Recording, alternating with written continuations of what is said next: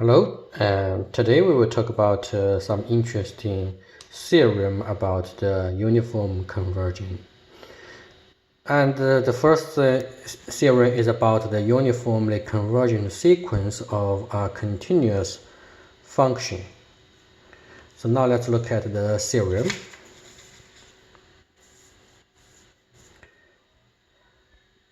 The theorem says, suppose we have a sequence of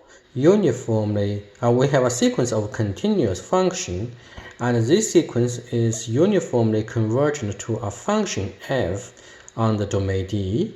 Then this limit function f is also continuous. Okay, so we know the result for the pointwise convergence. The limit function may not be continuous for a sequence of continuous functions, but for the uniformly convergence, then the limit function is continuous also. So now let's look at the proof.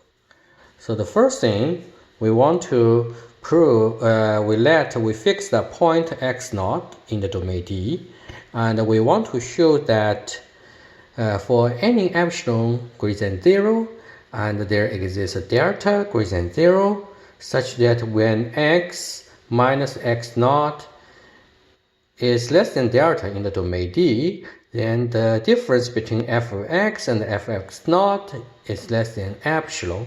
So this is actually the definition of continuous, the epsilon delta language about the continuity. Okay, so now this is our aim.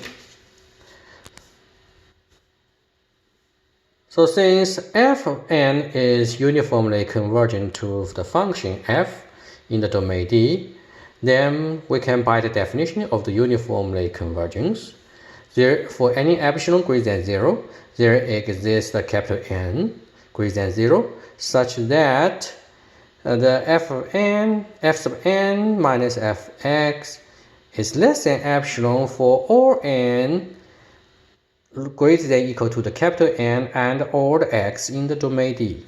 Okay. Then let's just take this lowercase n equals the capital M, then this inequality still holds, right?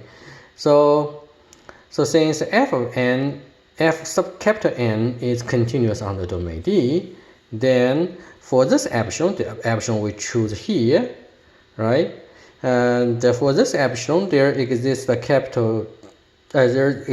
delta greater than 0, such that this is the f sub n minus f sub n of x0 less than epsilon for all x in the domain D, and x minus x0 is less than epsilon. So this is the continuity of the function f sub n. Okay.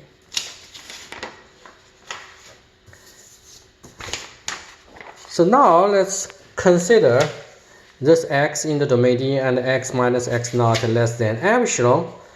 Okay, so we consider this the difference, right? This is our aim. We want to show this one is less than epsilon. So then we write this difference as the f of x minus f sub n plus f sub capital N minus f sub capital N at x0 and plus f sub n of x0 and minus f of x0. Okay, there we minus a term, then plus the same term. It will not change anything, right? So we use this technique twice, right? So we use the triangular inequalities. Okay, it's equal to the sum of these two absolute values, right? And each one is less than epsilon, right?